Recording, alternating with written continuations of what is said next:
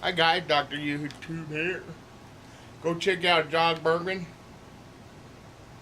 And I'm I found this here because of the news and stuff. You know what? And this is the best I found on the Zika virus, guys. All right, check it out.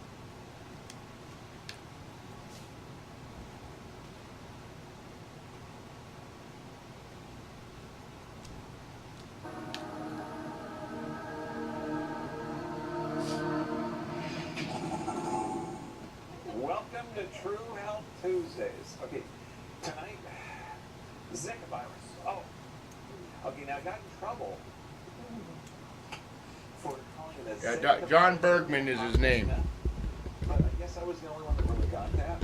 Okay, so when we look at it, this, you might suspect that this is just one in a series of completely psychotic things to drink, to funnel money from one portion of the government to the pharmaceutical industry, which funds the government.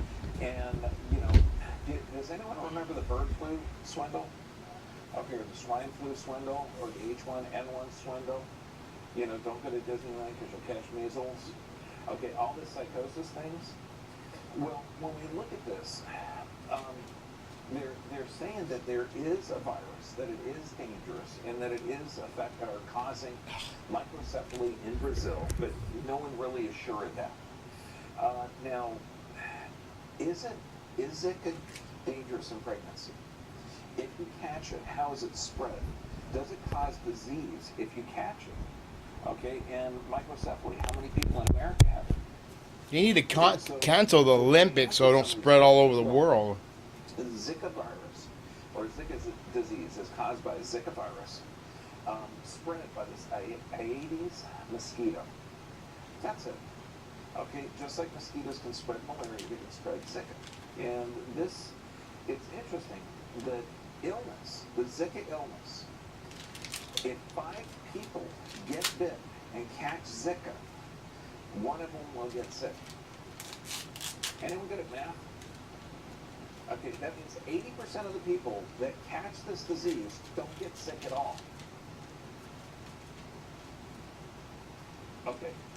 Now, the symptoms of Zika, you're sick for about 2 to 7 days. This is if you're that 20% that actually catches it. I mean, you get stung, you get bit, you catch it, and 80% don't develop symptoms. Okay, so this one, you're sick between 2 to 7 days, and this is actually out of the Center for Disease Control. They call it a very mild illness, their treatment, and this is the CDC's site. Okay, fever, rash, joint pain, a little bit of red eyes. And so what's interesting with this too, once a person has been infected, they may be protected from future infections.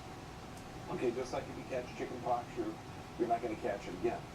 Now, when we go into history of this, for this, according to the CDC, 80% of the people that actually catch this disease have no symptoms whatsoever, and they may be protected for life.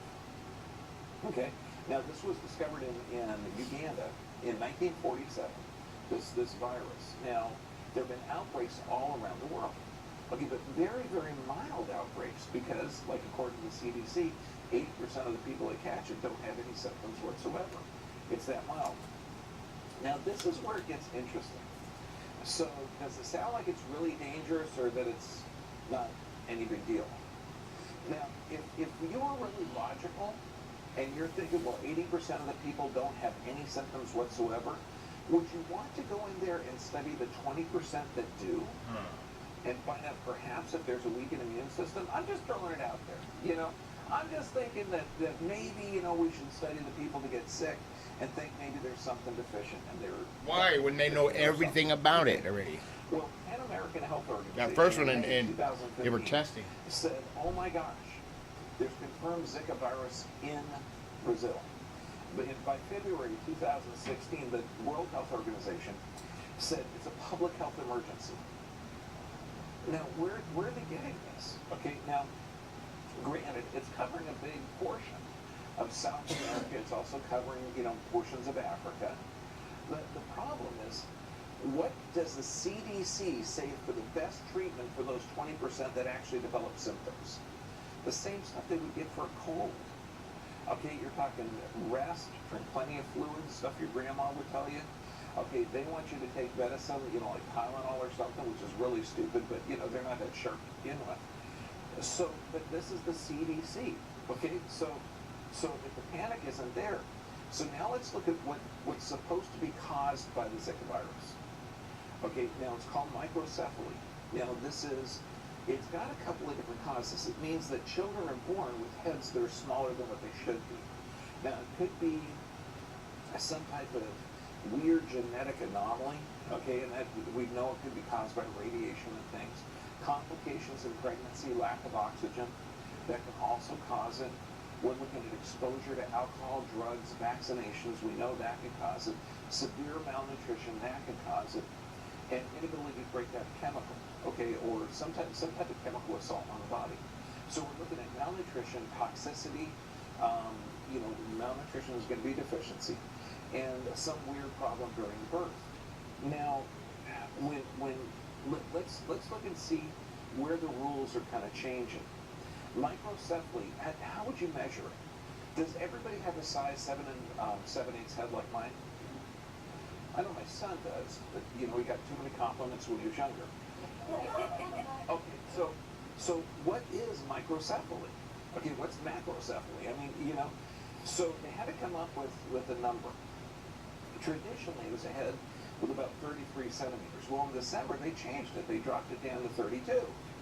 And now they're thinking, well, wait a second. No, let's call it 31 and a half if you're a girl. Okay, so now if you reduce your criteria for what you consider microcephaly, do you think that will expand the population that's diagnosed with it? Yeah, of course.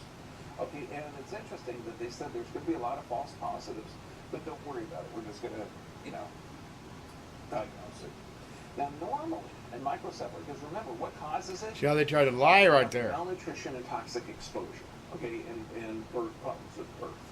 Which kind of makes sense, because if you're looking at Brazil, there's chronic malnutrition, there's some, problems with the birth, and there's a lot of toxic exposure. But even that, normally there's about 150 cases a year in Brazil. There's about 400 cases a year in America. Now, do we have the Zika virus? No. But do we have toxic exposure and malnutrition? Absolutely. Okay, now in October, they're saying there's almost 5,000 cases, 4,780 cases of microcephaly. And usually there's only 150. So this sounds like, oh my God, panic, run for the hills. And a third of these cases are in this state called Pernambuco. Now, in Pernambuco, the Brazil government is now saying, yeah, we kind of miscalculated. It wasn't really 4,780 cases. And in fact, out of those 4,780 cases, only 404 have been confirmed as microcephaly. And out of them, only 17 tested positive for Zika virus.